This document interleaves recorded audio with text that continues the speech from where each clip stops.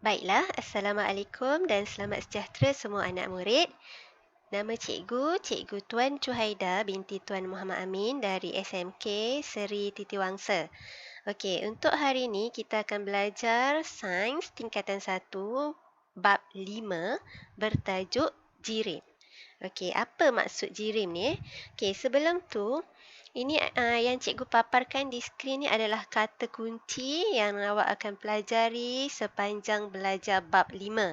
Okey, awak akan bertemu dengan perkataan jirim, zarah, pengekstrakan, peleburan, pendidihan, pelarutan, pepejal, cecair, gas, resapan, penyejatan, kondensasi, pembekuan dan pemejal wapan. Ini antara kata kunci yang awak akan temui sepanjang mempelajari bab 5 ini. Okey, sebelum pergi dengan lebih jauh, kita kena tahu apa itu jirim. Okey, jirim bermaksud semua benda yang mempunyai jisim dan memenuhi ruang. So, hampir semua benda dalam ini adalah jirim kerana termasuklah benda hidup dan benda bukan hidup kerana kita mempunyai jisim dan juga kita memenuhi ruang. Contohnya awak pun ada berat badan awak kan? Berapa kan? Itu adalah jisim dan kita juga memenuhi ruang. Okey? Bila kita berada di sesuatu tempat, so kita memenuhi ruang tersebut. Okey? Benda hidup dan benda bukan hidup semuanya adalah jirim. Kebanyakannya Okey, ini antara di skrin ni antara contoh eksperimen mudah yang anda boleh cuba sendiri di rumah. Okey, menggunakan dua belon yang ditiup dengan sama saiz dan diikat menggunakan benang pada satu pembaris. Okey, kemudian awak kena cucukkan satu belon tersebut menggunakan pin. Okey, awak kena tampal selotip pada bahagian belon yang hendak dicucuk tu Okey, dan awak akan dapati apabila belon dicucuk, okey, kedudukan belon tu akan jadi macam ni. Okey, ini menunjukkan bahawa udara yang terkandung di dalam belon ini juga mempunyai jisim. Okey, udara juga mempunyai jisim. Okey, eksperimen mudah saja, boleh cuba buat sendiri di rumah. Okey, sepatutnya kita boleh buat eksperimen ni di makmal, tetapi memandangkan keadaan tidak mengizinkan, so kita belajar secara teori, tapi cikgu galakkan anak murid cuba buat sendiri di rumah menggunakan bahan yang sedia ada di rumah ya. Be kreatif. Okey, pepejal juga mempunyai jisim dan memenuhi ruang. Okey, contohnya awak isi air di dalam gelas. Okey, kemudian awak masukkan satu objek pepejal, contohnya kunci ke dalam gelas tersebut. Dan awak dapati paras air tu dia akan meningkat berbanding dengan paras asal. Itu menunjukkan pepejal mempunyai jisim dan memenuhi ruang. Okey, tadi yang belon ni dia nak buktikan udara mempunyai jisim dan memenuhi ruang. Yang kedua ni pula ialah pepejal. Okey, mempunyai jisim dan memenuhi ruang. Okey, sepanjang cuti PKP ni siapa yang rajin tolong ibu bapa dia di rumah? Okey, tolong masak ke? Ada tak? Okey, pernah tak nampak periuk kat dapur? Okey, awak tengok pemegang periuk ni biasanya dia dibuat daripada bahan penebat haba seperti plastik supaya bila kita pegang tangan kita tak melecur. Okey, kerana panas kan? Okey, bila kita masak tu haba tu panas, jadi biasanya pemegang tu dibuat daripada bahan penebat haba. Okey, manakala periuk tu sendiri, periuk ni dibuat daripada bahan konduktor haba. Konduktor haba ialah bahan yang boleh mengalirkan haba. Okey, menjadikan makanan yang dimasak tu jadi masaklah.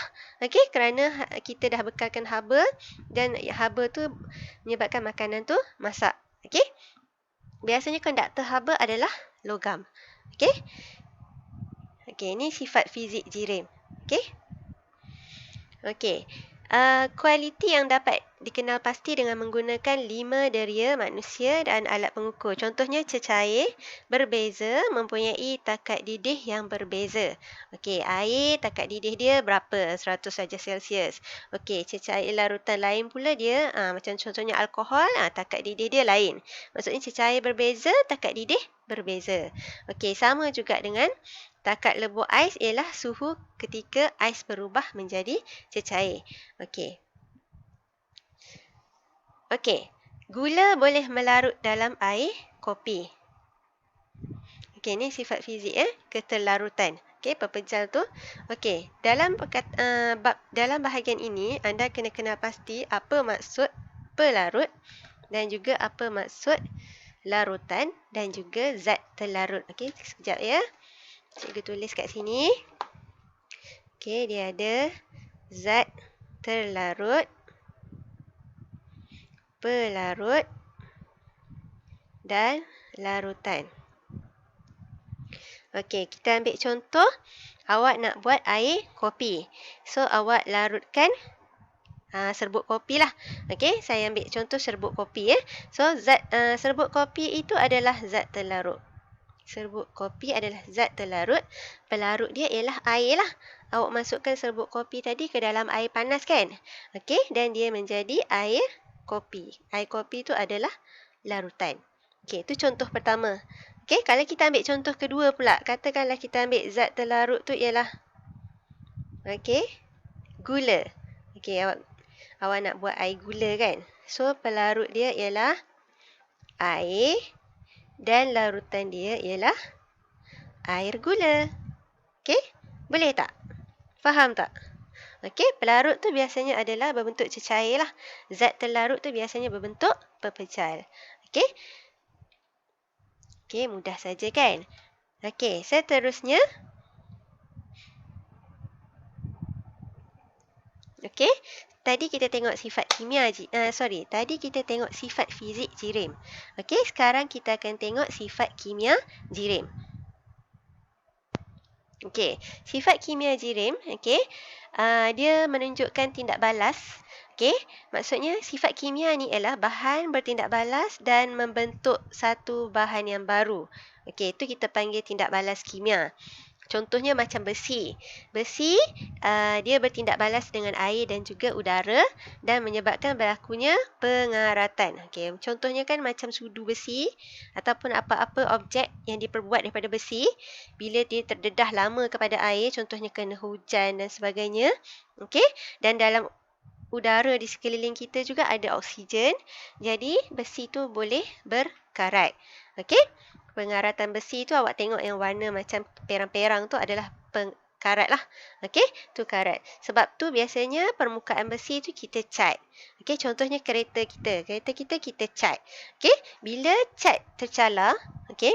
Maksudnya cat kereta awak tu tercalar dan ada permukaan besi yang terdedah, sekiranya awak tidak terus pergi cat semula bahagian yang tercalar tersebut, so bahagian yang tercalar tu mungkin akan berkarat apabila lama terdedah kepada air dan oksigen yang terdapat dalam udara kita. Okey? Okey. Dia juga menunjukkan tindak balas menjadi bahan yang berbeza. Okey? Kalau sifat fizik tadi, dia boleh berubah balik ke bentuk asal. Contohnya ais. Kan, ais dia melebur menjadi air. Air tu boleh membeku semula menjadi ais. Itu adalah sifat fizik. Okey, manakala sifat kimia, contohnya cikgu ambil contoh. Okey, sebiji telur kan.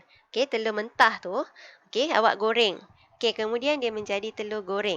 Boleh tak telur goreng ni balik semula menjadi bentuk telur asal? Tak boleh. Okey, kerana dia telah berubah bentuk dan telah berubah secara kimia. Okey, sama juga dengan proses pengaratan tadi. Besi yang dah berkarat, dia dah tak boleh kembali menjadi asal lah. Okey? Okey. Bagaimanakah kita mengelaskan bahan daripada pelbagai ciri? Okey, kita tengok bahan tu dari segi keterlarutan dia dalam air, dalam pelarut. Okey, takat lebur dan takat didih bahan tersebut dan juga ketumpatan. Okey. Ada 3 ciri ketumpatan. Contohnya, bahan ataupun objek yang mempunyai ketumpatan yang rendah, dia akan timbul, terapung. Okey? Objek ataupun bahan yang mempunyai ketumpatan yang tinggi, dia akan tenggelam. Okey?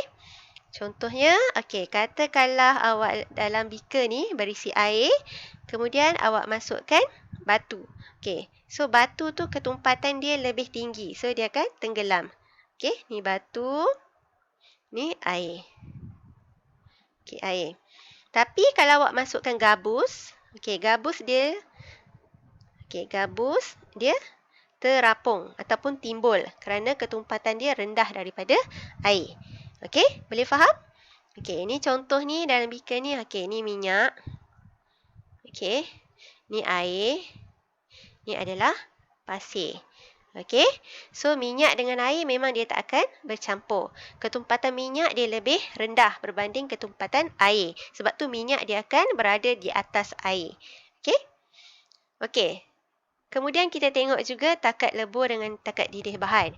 Contohnya besi melebur pada suhu 1536 darjah Celsius. Tinggi ya takat lebur besi sebab dia berpejal. Ais melebur pada 0 darjah Celsius. Air mendidih pada 100 darjah Celsius. So takat lebur dan takat didih bahan berbeza adalah berbeza. Okey? Cikgu nak awak tengok balik video cikgu ni nanti dan tolong buat nota. Okey, ketelarutan pula ialah kebolehan sesuatu bahan zat terlarut tadi tu untuk larut di dalam pelarut dan membentuk larutan. Macam cikgu bagi contoh air kopi dan air gula tadi. Okey, ataupun air garam. Okey, air gula, tanah, air garam, semua boleh buat Okey. Okey, ini adalah bentuk-bentuk jirim Okey, jirim ni terdiri dari zarah-zarah yang seni, amat kecil dan sentiasa bergerak. Okey, susunan dalam pepejal dia rapat, teratur. Okey, macam ni. Keadaan jirim dalam pepejal, walaupun dia rapat dan teratur, dia masih bergerak dan berpusing di tempat sendiri. Okey, susunan dalam cecair pula lebih tidak teratur lah. Okey, ada ruang Ada ruang berbanding dengan pepejal, manakala susunan zarah di dalam gas paling jauh antara satu sama lain. Okey, so tenaga kinetik dalam gas paling tinggi, tenaga kinetik dalam pepejal paling rendah. Okey, tenaga kinetik ni dia terdapat di dalam objek yang bergerak. So kalau objek tu tak dapat bergerak dengan lebih, maksudnya tenaga kinetiknya akan jadi rendah Okey. Apakah bahan di muka bumi ini yang wujud secara semula jadi dalam ketiga-tiga keadaan? Okey, jawapannya ialah air. Okey, air boleh wujud dalam bentuk cecair, boleh wujud dalam bentuk pepejal iaitu ais dan boleh juga wujud dalam bentuk gas. Bila kita didihkan air, dia akan jadi steam kan? Itu adalah gas lah, wap air. Okey? Apakah bahan di muka bumi ini yang tidak wujud secara semula jadi dalam ketiga-tiga keadaan? Maksudnya dia tidak wujud sebagai pepejal, cecair atau gas. Okey? Contohnya ialah matahari. Okey? Okey, perbandingan sifat antara tiga keadaan jirim. Okey? Yang ni cikgu tunjuk nanti bila awak tengok balik video cikgu, awak kena pause dan awak kena salin nota ni Okey. Ni pergerakan zarah, bentuk dan isi padu, jisim, kebolehampatan. Okey, pergerakan zarah, bentuk dan isi padu, pepejal dia tetap. Cecair dia ikut bentuk bekas yang diisi. Sama juga dengan gas. Okey, kebolehampatan. Okey.